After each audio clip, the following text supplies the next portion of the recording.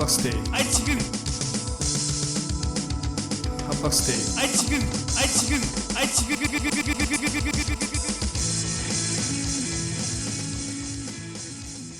이 정도는 알아야 덕후지. 우! 이알덕 요즘 시간이요. 요즘 좋아요. 예, 이알덕. 문화가 이게 점점 발전하면서 특히 이제 한국이 제가 생각하기에 이제 일본의 어떤 것들을 많이 따라잡았다. 특히 애니메이션계나 아니면 뭐 만화계나. 근데 그럼에도 불구하고 제가 일본을 또 굉장히 좋아하지 않습니까? 실사 영화는 모르겠지만 애니메이션은 그래도 뭐 일본이 왜냐면 기술력이라는 게 차이가 많죠. 좀 있더라고요. 왜냐면 우리나라에서 진짜 잘하는 분들이 또 일본에서 활동하고 계시니까 지난번에 주술회전 같은 것들은 오히려 이게 일본으로 또 들어가시는구나. 주술회전은 일본 작품이거든요. 근데 감독님은 한국 사람이잖아요. 마치 우리 영화계에 일본 분 감독이 오시는 것처럼 실제 감독은 한국 사람이지만 그건 일본 애니메이션 작품이에요. 원작 일본이기 때문에 오늘 소개시켜드릴 것은 지금 방영을 오늘 마쳤어. 오늘 이 녹음 날짜에 마친 애니를 잠깐만. 예. 그럼 어딘가에서 볼 수 있는 겁니까? 당연하죠. 어딘가에서 볼 수 있는 거죠.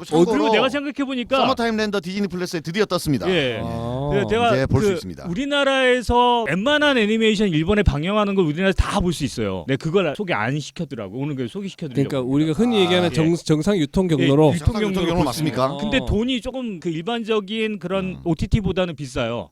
그건 상관없죠. 예. 어쨌든 정상 경로로 충분히 볼 수 있는 것을 발견해서 저도 여기로 보면 되겠구나. 그러니까 그런 게 있어야 우리가 마음껏 그렇죠. 어둠의 경로를 이용할 수 있는 거죠. 마음이 어둡는 건 아니고 오늘 소개시켜드릴 것은 홍 박사님이 조금 더 비판할 수도 있지만 재밌게 보시라고. 홍 부랍사는 예. 비판하지 않습니다. 저는 준비됐습니다. 리코리스 리코일이라는 애니메이션입니다. 벌써 제목부터. 예. 이게 무슨 뜻이에요? 리코리스 리코일. 이게 그냥 조직 이름이에요. 뭐 조직 별 이름이랍니다. 뜻이 없었습니다.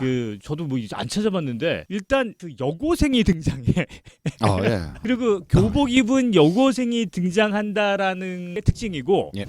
그게 특징이 아닐 것 같아. 늘 그러니까. 그렇죠. 근데 그 일본 애니메이션 중에 여고생이 어떤 전쟁 무기나 뭐 중요한 역할. 중요한 역할을 하거나 아니면 진짜 그 어떤 힘을 가지고 있거나 이런 컨셉이 되게 많거든요. 저는 근데 내용 안 듣고 비판해도 됩니까? 예. 근데 이 컨텐츠에 대한 비판은 당연히 아니고 그냥 제 생각을 좀 정확하게 밝히고 싶은 게 하나 있어가지고 제가 애들 나오는 거를 무조건 싫어하고 이런 게 아니라 그리고 일본 애니메이션에 잔혹함이 됐든 뭐가 됐든 그냥 다 취향으로 다 존중할 수 있는데 뭐 이건 일본 애니뿐만 아니라 어떤 컨텐츠라도 근데 제가 딱 하나 용납 못하는 게 있습니다. 저는 애들 벗기는 건 안 했으면 좋겠어요. 그러니까 10대 소녀들 막 교복 입은 애들을 막 야시시하게 모사하고 벗기는 야시시 요런 거는 취향이 아니라 저는 그거는 좀 아닌 것 같아요. 저 그래서 그런 부분을 좀 싫어한다. 근데 뭐 다행히 옷을 굉장히 잘 입고 있네. 뭐 이 컨텐츠를 떠나서 그냥 그게 저는 싫다가 그냥 제 생각입니다. 그건 아닌 것 같아요, 진짜.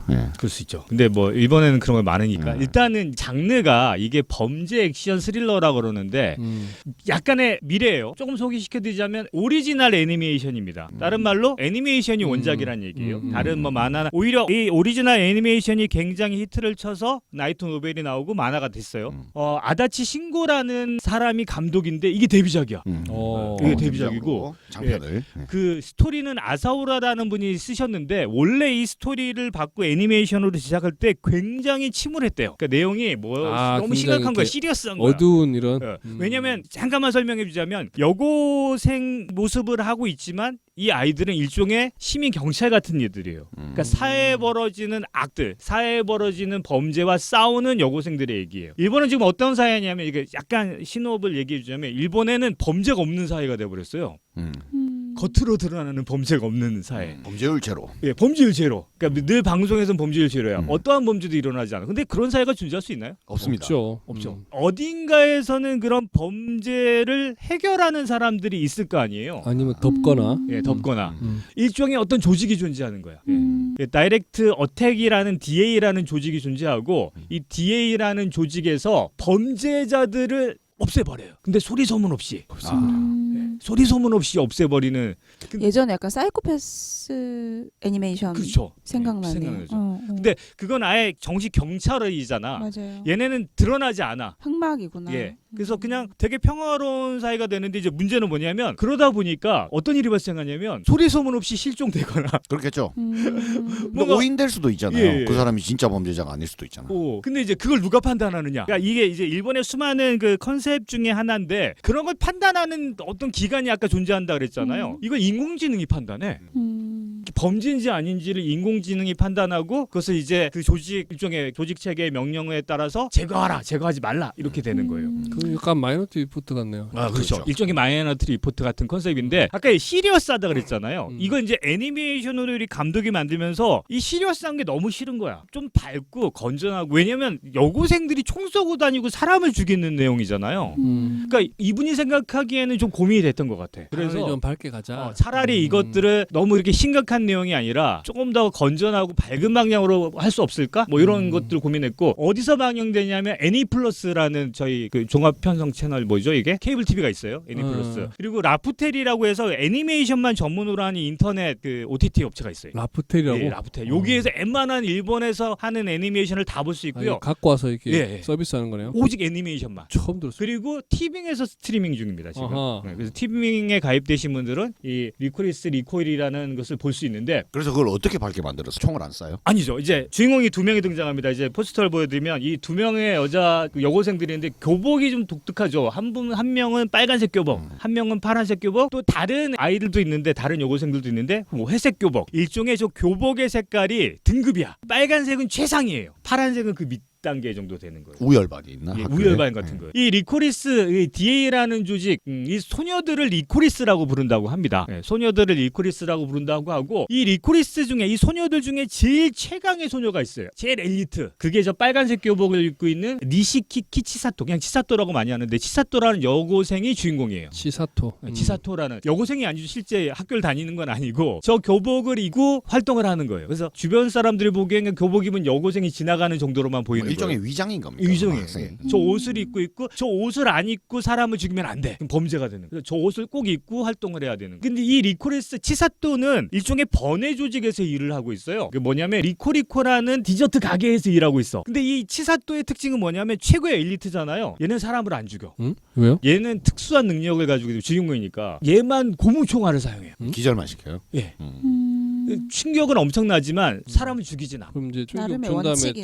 잡아드리는 거. 잡기만 해요. 얘 원칙은 뭐냐면 절대 사람을 죽이지 않고 않는다. 검거만 하는 거네. 예. 근데 다른 리코리스들은 사람을 죽이거든요. 고무총알로 안 돼서. 아니, 공총알이 엄청 비싸.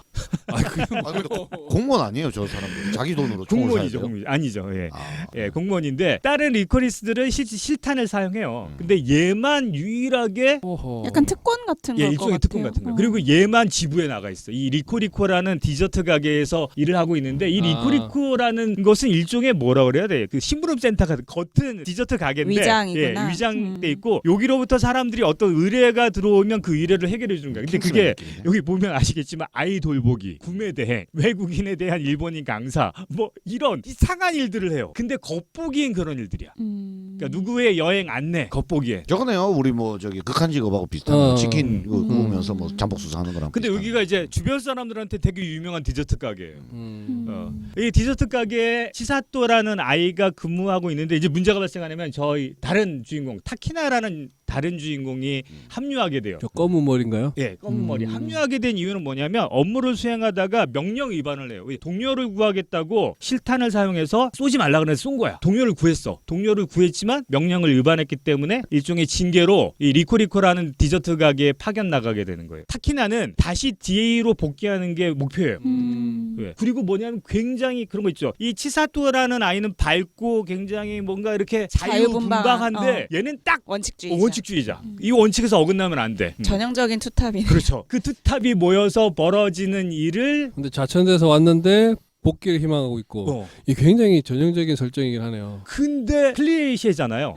일종의 클리셰인데 막상 둘이 같이 지내보니 또 막 엉망진창 막 되면서 재미를 또 근데 작화가 굉장히 귀엽고 상큼하고 막 그렇네요. 예. 밝은 느낌이네요. 네. 그리고 이제 이 조직 안에는 또 다른 멤버들이 있을 거 아니에요. 일종의 그 해커, 그다음에 뭐 주인장, 뭐 이런 멤버들, 그다음에 일종의 뭐 총무 같은 역할을 하는 사람들이 모여서 마치 하루의 일상을 재밌게 풀어나가는 아까 얘기했던 대로 사람 시리어스한 얘기가 아니라 마치 무슨 문제들을 해결해주는 탐정사무소 같은 느낌으로 진행이 되지만 뒤에 거대한 음모가 존재하고 있는. 그래서 그 음모를 파헤쳐 나간. 저는 아직 마지막 회를 안 봤습니다. 오늘 나왔기 때문에 마지막 회를 보지 못하고 이게 1시간 반 뒤에 일본에서 방영하고 난 다음에 바로 1시간 뒤에 애니플러스에서 바로 방영해요. 네, 아 그럼 지금 아까 12회인가 있던데 그게 끝이 아니에요? 13회가 마지막이고 아 12회까지 올라있던데? 지금 12회까지 올라와 있고요. 음. 그러니까 아직 방영이 안 된 거지. 우리나라엔 방영, 일본에서 오늘 밤에 방영할 거로 알고 있고요. 뭐 늘 그렇지만 한 20여 분, 24분 짧게 한 에피소드가 끝나서 경쾌하고 발랄하고 미소녀들을 무기로 사용한다라는 그 컨셉에 좀 반하게 좀 재밌게 애니메이션을 만들었어요. 그래서 애니메이션 좋아하시는 분들이 또 바로 또 찾아보시겠네요. 작화가 너무 괜찮아요. 제가 보기엔 작화가 너무 예뻐서 아까 잘 얘기하셨지만 되게 발랄한 느낌의 여고생들이 전 등장해서 예전에 봤던 약간 빙과 약간 떠올리기도 그러네. 하고 그래요. 근데 이건 제가 잘 몰라서 물어보는 건데요. 네. 성인으로 설정해도 무방한 드라마를 대부분 청소년으로 설정하잖아요. 근데 19금이고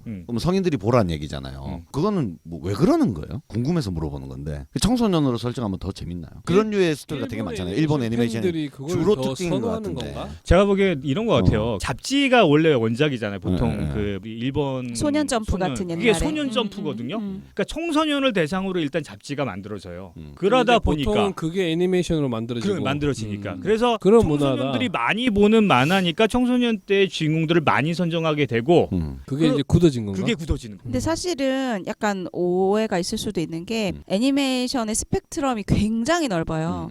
근데 이제 정말 어린아이들이 보는 것부터 성인용까지 베리에이션이 진짜 많은데 지금 이제 그렇게 우리 쪽으로 넘어오는 게 여고생이 주로 그런 주인공인데 폭력적일 수 있고 여고생이 주인공인데 그런 어떤 성적인 묘사가 있을 수 있는 거는 사실은 굉장히 좀 일부다. 아주 일부다. 그럼 근데 그게 우리나라에 전부가 소개되는 애니메이션이 주로 요런 그래서 저는 뭐 것들인가? 일본 애니메이션 전체가 그렇다는 건 아니고 음. 제가 용납하지 못하는 부분이 10대 소녀들 성적 대상화는 싫다. 요거고요. 그게 제 생각이고. 근데 이제 제가 궁금한 거는 왜 청소년들이 10대들이 자꾸 계속 나오냐? 그 주인공으로 등장하면 그 청소년의 스토리가 아니라 완전히 성인의 다 스토리인데 주인공을 청소년으로 싹 교체한 것들이 많아 보인다 이 말이죠. 그쵸. 그런 부류의 것들이. 그때 왜 성인이 아닌 청소년을 쓰는 이유가 있느냐를 물어본 거죠. 그 성인이 나오면 너무 시리우스에서 저 소년이나 소녀가 나오는 거냐, 뭐 아니면 보는 대상이 그래서 그런 거냐, 아니면은 그 일본에서 이런 설정을 선호해서 그런 거냐. 뭐 예를 여러 들어서 이유가 이번에 있겠죠. 수리남이라는 뭐 이번에 재밌었잖아요.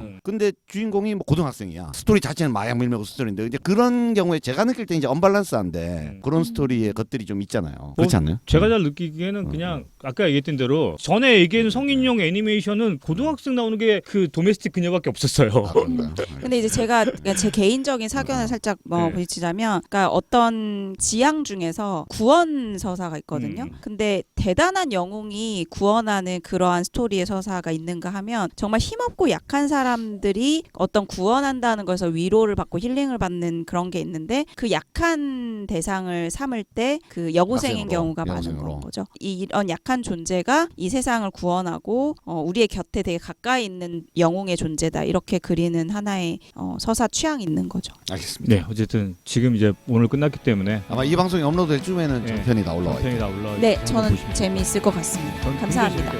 감사합니다.